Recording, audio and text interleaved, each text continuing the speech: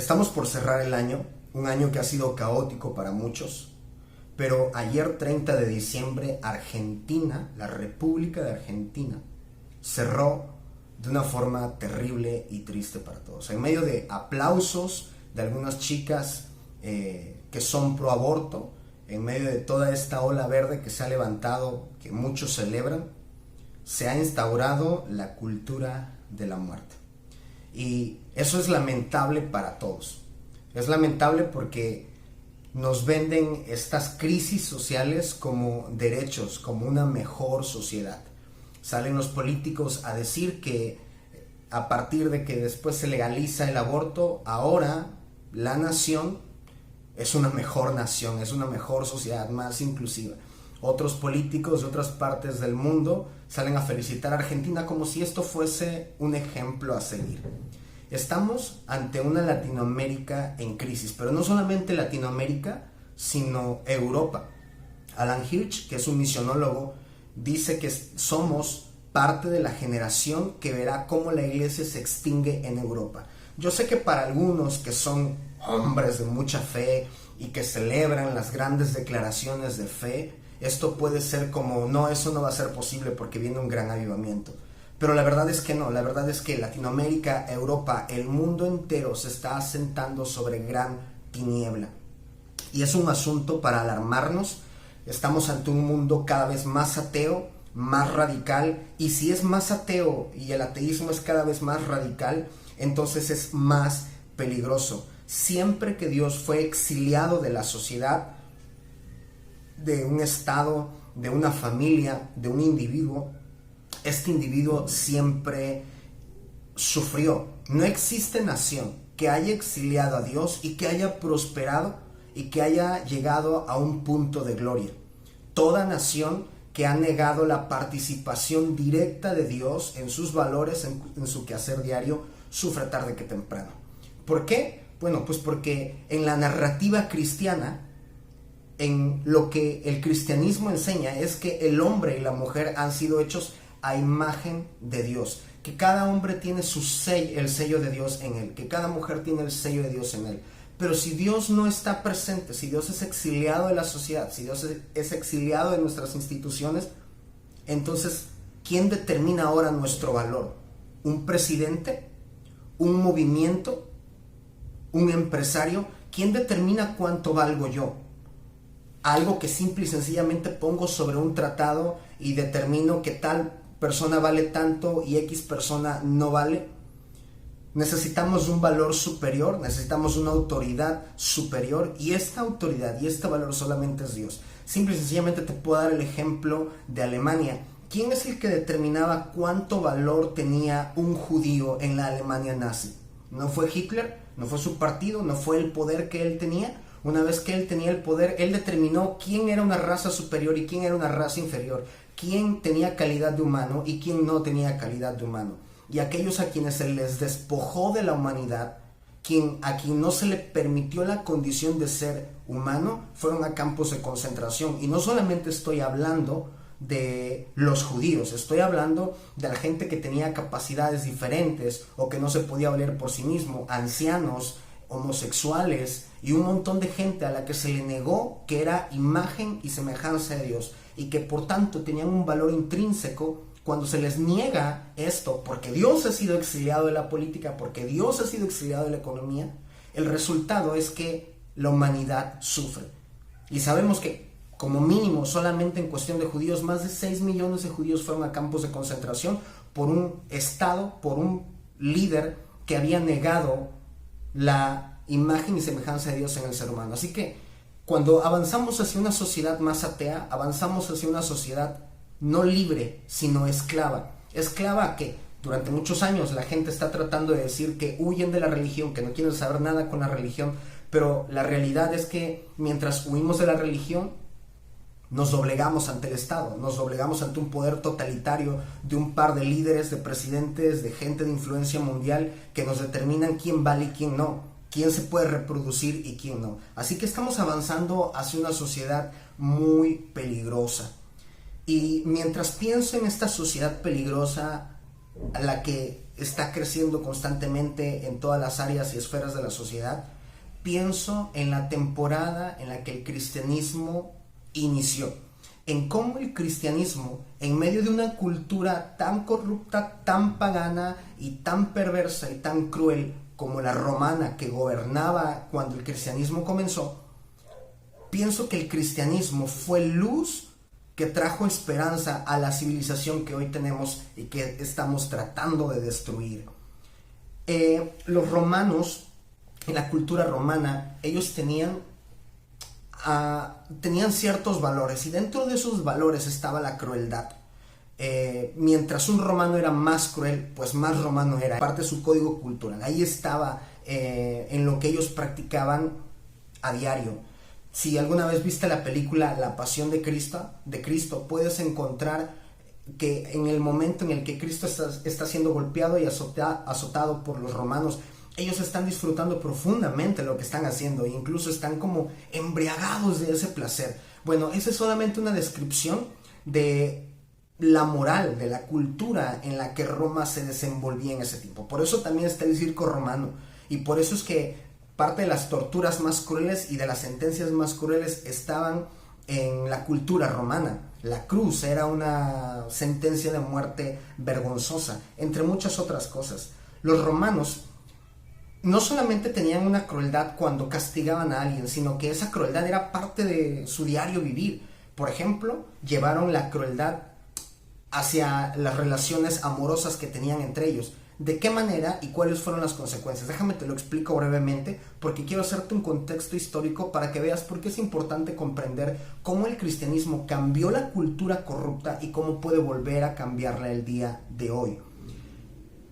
Los romanos no se casaban, los jóvenes no tenían un compromiso firme hacia tomar a una chica y casarse con ellas y quedarse hasta que la muerte los separaba. Esa no era parte de su cultura. Parte de su cultura era practicar sexo libre en los templos paganos, así que si el sexo lo tenían libre y gratuito, ¿por qué habría de casarse? ¿Por qué habríamos de ligarnos a una mujer teniendo tantas mujeres en nuestra disponibilidad y además avalado por nuestras deidades? Así que ellos no se casaban, pero el problema es que como no se casaban y a veces embarazaban a las mujeres con las que salían, el resultado es que las mujeres, para que estos hombres no las abandonaran, pues no había ningún marco legal, no había leyes que protegieran a las mujeres y a lo que se estaba creciendo en el vientre, la vida que se estaba formando. Las mujeres optaban por abortar, y esto era muy crítico. De hecho, Minucio Félix en el siglo II dijo lo siguiente, lo cito textualmente: veo que ustedes dejan a sus hijos recién nacidos expuestos a las bestias salvajes y aves de rapiña, o cruelmente los estrangulan hasta que mueran.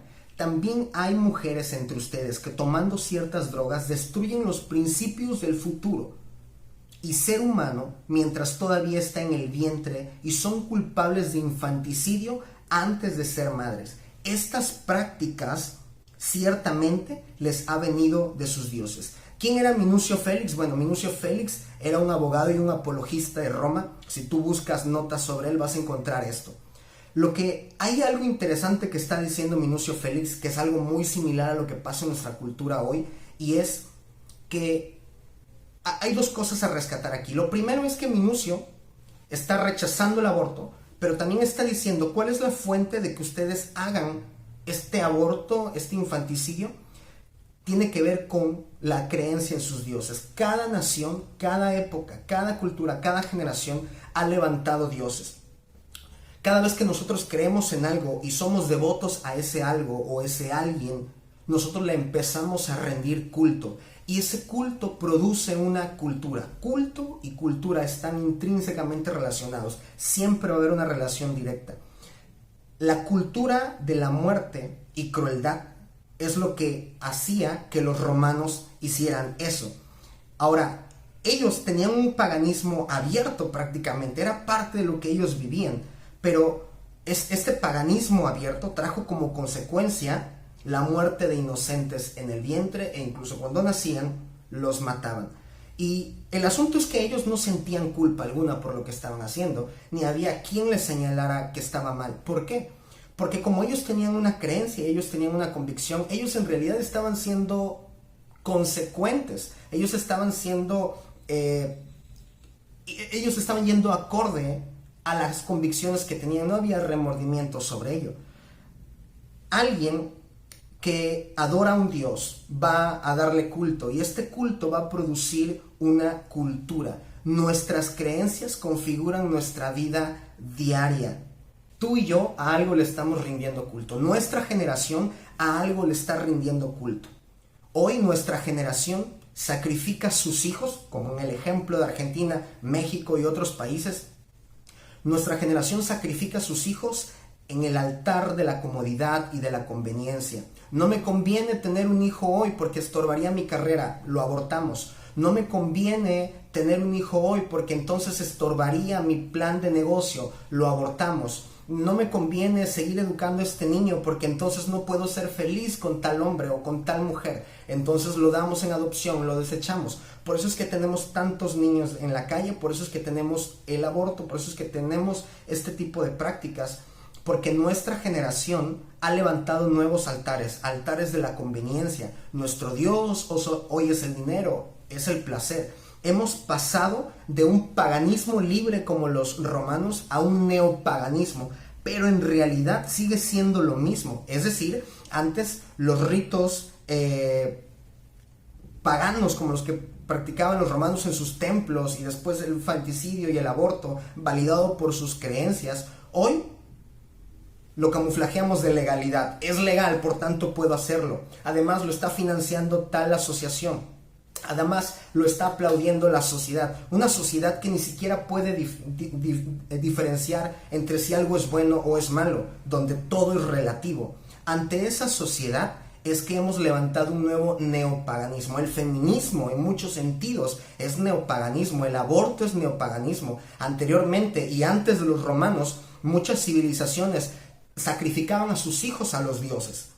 Ante dioses como Moloch, los quemaban en el fuego ante el metal caliente hirviendo y los niños eran sacrificados allí. Hoy nuestros niños no son sacrificados ante un Moloch, ante una estatua, pero sí ante una clínica abortista y quien lo valida es un estado que le llama derecho a eso. Estamos ante esa sociedad, pero hemos creado esa sociedad, hemos creado esa cultura porque esos son los dioses a los que nuestra sociedad está adorando. El paganismo, al final de cuentas, es una ofensa directa hacia Dios y es un rechazo a sus leyes de decir, no quiero vivir como tú me dices, voy a vivir como mi placer, como mi voluntad quiere, como yo deseo. Pero al final de cuentas, el paganismo tarde que temprano nos golpea a nosotros. No hay civilización que haya vivido paganismo o que esté viviendo neopaganismo que no vaya a enfrentar las consecuencias. Pero la segunda cosa que puedes ver de esta declaración de Minucio Félix es la siguiente, es la condición en la que terminó Roma. El caos fue total, pues como los jóvenes no se casaban y cuando tenían una pareja y ella se embarazaba, las mujeres abortaban, el resultado fue que la población romana empezó a reducirse al punto que Marco Aurelio tuvo que decretar un reclutamiento de esclavos y gladiadores y contrató contrató soldados alemanes y escitas para que vinieran a las filas romanas. Es decir, ¿por qué ya no había soldados romanos naturales? Porque las romanas estaban abortando a sus hijos. Y estaban abortando a sus hijos porque los hombres no se querían casar con ellas y no se querían hacer responsables. Todo fue una consecuencia, un efecto dominó al punto que Roma quedó vulnerable. Esa es la Roma en la que el cristianismo llegó. Esa es una Roma vulnerable, una Roma con la moral rota, con el alma rota, porque si tú rompes los valores de una sociedad, vas a romper el alma de esa sociedad. Y Roma no podía seguir edificando una nación poderosa sobre cimientos tan pobres. Necesitamos cimientos fuertes para que nuestra nación, para que nuestra civilización pueda crecer. La civilización actual, en la que hoy las feministas, los pro aborto están luchando por estos derechos, es el resultado de una sociedad libre. ¿Quién creen que les dio esa sociedad libre a las feministas? ¿Quién creen que les dio esa sociedad libre donde ellas pueden opinar lo contrario a otras cosas? Es el cristianismo. estas marchas, estas cosas, tú no las vas a ver en Oriente, no las vas a ver en lugares donde la mujer de verdad está siendo oprimida. Y no con esto quiero minimizar el dolor que nuestras mujeres viven en Latinoamérica, lo cual es reprobable. Las mujeres deben ser protegidas, pero protegidas a costa del sacrificio de otras vidas. Eso debería cuestionarse. Pero esta sociedad nos las dio el cristianismo en realidad. Necesitas hacer un análisis básico de la historia para llegar a esa conclusión. No puedes simple y sencillamente levantar una bandera de derechos y libertad sin antes haber llegado a la conclusión que el cristianismo nos dio esta sociedad. Pues esta sociedad se ha sostenido por esos valores, pero estos valores están siendo desplazados, y al ser desplazado vamos a construir una nueva sociedad, una sociedad más libre le llaman, pero que tarde que temprano vamos a pagar las consecuencias como lo están pagando otras naciones, como lo puede ser España. Ahora, en esta sociedad es que nace el cristianismo. Y el cristianismo, algunos historiadores se sorprenden, algunos sociólogos se sorprenden porque no tenía la oportunidad de sostenerse con el tiempo. El cristianismo no debió de haber sobrevivido ni siquiera una década. Y es sorprendente que el cristianismo tiene más de 2000 años sobreviviendo. ¿Cómo es que ha sobrevivido? No tenían un dirigente, no tenían estructuras sólidas, tenían muchos abusos y no había derechos humanos que les protegieran, tenían todo en su contra, no tenían poder político ni poder económico, pero tenían una misión, y esa misión era traer el reino de Dios a la tierra. Ellos estaban conscientes que si sus vidas iban a ser parte del precio que se tenía que pagar para que el reino viniera y entonces tuviéramos sociedades, una nación, un mundo más justo, ellos estaban dispuestos a ello. Estos valores durante los primeros 300 años del cristianismo se difunden por todo el mundo, por todo el mundo conocido, pero sigue siendo ilegal. Pero en el año 300 que Constantino sube al poder, Constantino se da cuenta que hay una población, que hay un grupo de gente que tiene valores superiores a los de la cultura romana, la cultura que es predominante. Así que en el año 313 legaliza el cristianismo y permite que los valores del cristianismo entren a la vida pública. Y una vez que los valores del cristianismo entran a la vida pública, el matrimonio es transformado, la dignidad de los niños es recuperada, la castidad es elevada a un nivel más alto, la sociedad cambia por completo, porque el cristianismo cambia toda esta cultura corrupta que tenía Roma. Ahora, en este momento, algunos de los que me oirán dirán, bueno, Constantino lo hizo por un movimiento político. Por lo que lo haya hecho, el resultado es que tú y yo somos beneficiados de los valores que ha difundido el cristianismo desde su legalización.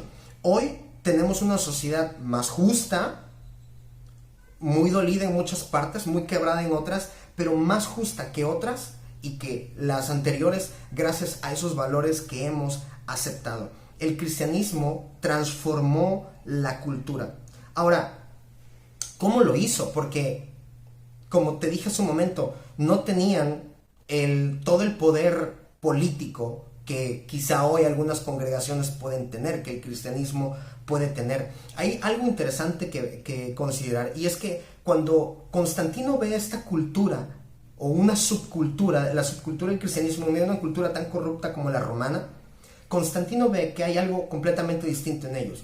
Mientras los romanos despreciaban el fruto del vientre, los cristianos decían, cosa de estima es el fruto del vientre. Mientras los hombres romanos no amaban y no dignificaban a sus mujeres, el cristianismo enseñaba que los hombres debían amar a una mujer como Cristo amó a la iglesia y entregarse a sí mismos por ellas, de tal manera que las ayudaran a crecer.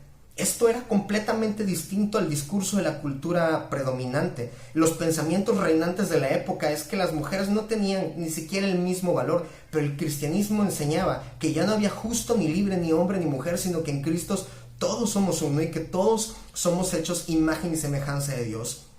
Mientras la cultura romana seguía tratando de enseñar que podías tener sexo libre, el cristianismo enseñaba que el sexo fuera del matrimonio era un caos y que se iban a pagar consecuencias y que esto era una ofensa a Dios. Por tanto, todos esos valores es lo que Roma toma y empieza a tener un nuevo aire, un nuevo impulso, y hasta el día de hoy somos beneficiados de ellos. Ahora, el asunto es que los cristianos de esa época no solamente tenían un discurso, los cristianos habían encarnado ese discurso, habían encarnado los valores bíblicos de la familia, de la vida, de la maternidad, de la paternidad, de la totalidad de la vida. Ellos no tenían un discurso, tenían un estilo de vida diario, un estilo que durante 300 años en la ilegalidad mantuvieron con sus vidas a costo de sangre, y ellos no sacrificaron esos valores, sino que los mantuvieron, de tal manera que en el 313, cuando Constantino los legaliza, simple y sencillamente los impulsa, pero ellos no empezaron a vivir esos valores hasta que Constantino legalizó el cristianismo. Ellos ya vivían esos valores porque ellos habían encarnado esos valores. Además, tenían declaraciones políticas muy radicales y muy firmes. Por ejemplo, ellos decían: César no es rey, Jesús es rey. ¿Qué significaba esto? Significaba que el sistema de valores establecido por Roma, por César, era inferior al sistema de valores establecido por el rey Jesús. Ellos decían: yo soy leal a un solo rey, y este rey es Jesús. No hay otro César, no hay otro rey, sino hay un solo rey, y este rey es Jesús. Y ellos pagaron el precio de estas declaraciones políticas porque habían encarnado los principios bíblicos. Eso lo necesita hoy nuestra sociedad. Hay dos cosas bien rápidas con las que quiero finalizar. Y lo primero es que es verdad que después de que el cristianismo se legaliza, también trajo muchas consecuencias cuando se radicalizaron algunas ideas, como lo fue el celibato, por ejemplo, o como lo fue que había que deshacerse del placer de la vida, entre ellos las mujeres y el matrimonio. Lo vieron como algo de lo que debían deshacerse para poder ser más santos. Pero esos 500 años difíciles fueron absorbidos cuando un hombre llamado Martín Lutero apareció en escena y empezó a confrontar a los sacerdotes, a los monjes de su época, haciéndoles ver que estaban mal, que la Biblia enseñaba algo completamente distinto del matrimonio, que el matrimonio era sagrado. De hecho, Martín Lutero, dentro de las cartas que escribió, les escribió esto a los monjes: es la familia, no el monasterio, la escuela divinamente ordenada para forjar el carácter. Es la familia, no el monasterio. Es la familia lo que forja el carácter. Es decir, lo que Lutero les estaba diciendo: si ustedes quieren ser más santos, si quieren tener un carácter como el de Cristo, deben casarse. No deben huir de esa responsabilidad. Lo que Lutero hizo fue rescatar los valores que el cristianismo del primer siglo había abrazado y había encarnado, y Lutero los volvió a sacar a la esfera pública, diciéndoles: esto es lo que cambia y lo que forja una sociedad, lo que forja una civilización. Uno de los datos interesantes que Roland Bainton, un historiador, habla de Lutero es que Lutero estaba enseñando que los monjes debían casarse, pero hasta el momento él no se había casado. Y cuando Lutero se casa, la reforma explota, porque entonces Lutero, que ya había encarnado esos principios, los hace públicos. Y por eso es que Ronald Bainton dice lo siguiente: Lutero, que se casó para testificar de su fe, hizo más que cualquier otra persona para determinar el tono de las relaciones domésticas alemanas y protestantes por los siguientes 4 siglos. ¿Qué estoy tratando de decirte con esto? Que es cierto que el cristianismo trajo la transformación a la civilización cuando salió a la vida pública en el 313, pero también es cierto que durante su transcurso se corrompió, pero también es cierto que la reforma protestante recuperó estos valores e hizo a un lado la idea de que el matrimonio no era sagrado, que no era santo y que no debían casarse los hombres, y que por tanto las mujeres quedaban desprotegidas. El cristianismo volvió a transformar la sociedad que hoy tenemos. Y por último, lo que quiero dejar muy grabado en este video antes que acabe el año es que nuestra sociedad, chicos, señoritas, nuestra sociedad no quiere un discurso. Nuestra sociedad no solamente quiere que salgamos a marchar. Nuestra sociedad no solamente quiere que compartamos este video. Nuestra sociedad no solamente quiere o necesita que compartamos posts bonitos, frases bonitas sobre Provida. Nuestra sociedad necesita que nosotros encarnemos los valores del reino de Dios y los vivamos. Es terrible que el aborto termina siendo consecuencia de relaciones entre novios, relaciones podridas, relaciones que están deshechas por completo. También es cierto que es el resultado de algunos abusos de hombres abusivos que violan a algunas mujeres, pero no podemos negar que muchos de estos abortos es el resultado de relaciones podridas, de chicos que no se quieren hacer responsables de su paternidad, o chicas que no quieren perder al hombre y van y abortan. Eso es lo que pasa en la cultura que no es cristiana. Pero en una cultura cristiana, lamentablemente, está pasando lo mismo. Y no necesariamente que nuestras chicas estén abortando, aunque sin duda puede estar pasando. Lo crítico es que nuestros jóvenes siguen teniendo relaciones amorosas sin ningún destino. No se quieren casar, no se quieren comprometer, tienen años de noviazgo y cuando se casan no quieren tener hijos. En el fondo son igual de progresistas que la sociedad que estamos intentando cambiar. Son igual de corruptos. No hay conciencia de pacto, no hay dignificación hacia las chicas en la iglesia. Las chicas tampoco honran a los chicos en la iglesia. No hay una coherencia entre aquello que queremos defender y aquello que vivimos a diario. Necesitamos encarnar los valores bíblicos. Como nunca, nuestra sociedad necesita la encarnación del reino de Dios en nuestra vida. Tenemos que dejar de creer que va a ser si ponemos a tal político en el puesto, si tal empresario nos financia, si nosotros necesitamos conseguir tal puesto. Eso no va a ser así. El cristianismo del primer siglo transformó el mundo conocido y fueron conocidos como trastornadores porque habían encarnado los principios y los vivían. No será un nuevo político, no será un otro empresario, seremos la iglesia de Cristo que encarna los principios, jóvenes que se casan, que tienen hijos, que son responsables con su paternidad, que son responsables con su maternidad y que desde el momento que enamoran a una chica están comprometidos en su corazón a dar el siguiente paso con ellas. Nuestra sociedad necesita ver eso. Nuestra sociedad necesita ver que somos novios responsables, esposos responsables, hombres de carácter, mujeres de carácter.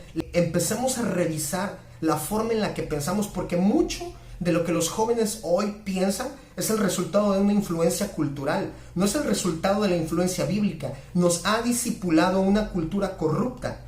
Incluso a veces la iglesia misma ha animado a los chicos y a las chicas a tener más compromiso con el ministerio que con el matrimonio. Esto es una farsa. Tenemos que dejar de enseñar esas cosas. Tenemos que crear programas, proyectos que animen a nuestros jóvenes a casarse, a valorar la maternidad, a valorar la paternidad. Tenemos que encarnar los principios de la vida y de la familia. No podemos seguir asumiendo que somos cristianos si pensamos como paganos. Y yo también entiendo que muchos de nosotros venimos de culturas corruptas y de culturas familiares donde papá abandonó a mamá, donde nos dejó solos o donde mamá no estuvo por las razones que fuera. Sé que todos venimos de contextos difíciles, pero Pedro, en 1 de Pedro 1:17 nos da una esperanza para nosotros y quiero cerrar con esto.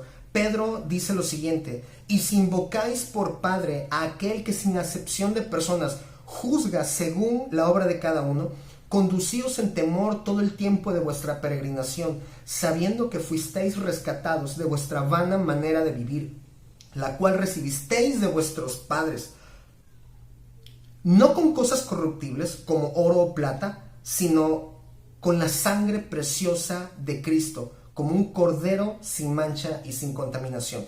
Lo que Pedro está diciendo es: ustedes heredaron un tipo de vida que no va acorde a los principios del Rey Jesús, pero no pueden seguir abrazando la cultura vana que heredaron de sus padres.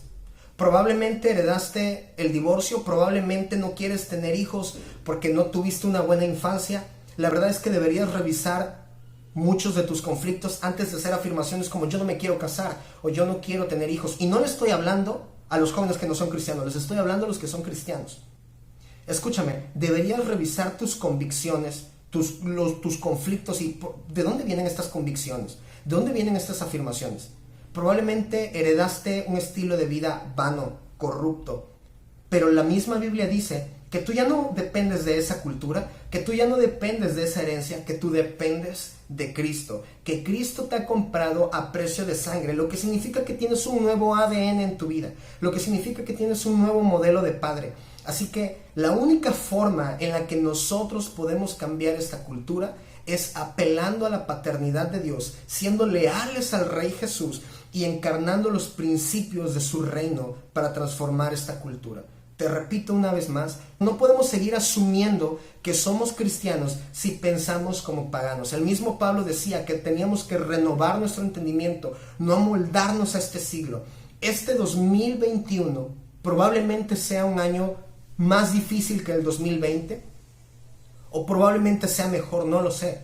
Pero sea mejor o sea peor, nosotros no podemos determinar si vamos o no vamos a vivir los principios del reino de Dios de acuerdo a los tiempos. Nosotros tenemos que responder a un solo rey, y este rey no es el presidente de Argentina, no es el presidente de México, no son los presidentes de Latinoamérica, los reyes en Europa, nada de eso. Nuestro único rey y las leyes por las que nos regimos son las leyes del Rey Jesús. Hay un solo rey y ha llegado el momento de ser frontales. Ha llegado el momento de que la sociedad vea que el cristianismo modela un estilo de vida distinto. Así que de manera muy sencilla, y aunque algunos se enojen profundamente conmigo y me digan de que soy alguien pasado de moda, ha llegado el momento de que te cases, ha llegado el momento de que pidas matrimonio, ha llegado el momento de que le pierdas el miedo a la paternidad, a la maternidad. Conquista una familia, construye un hogar y haz que nuestra civilización en la próxima década pueda ser beneficiada de los valores que encarnamos hoy.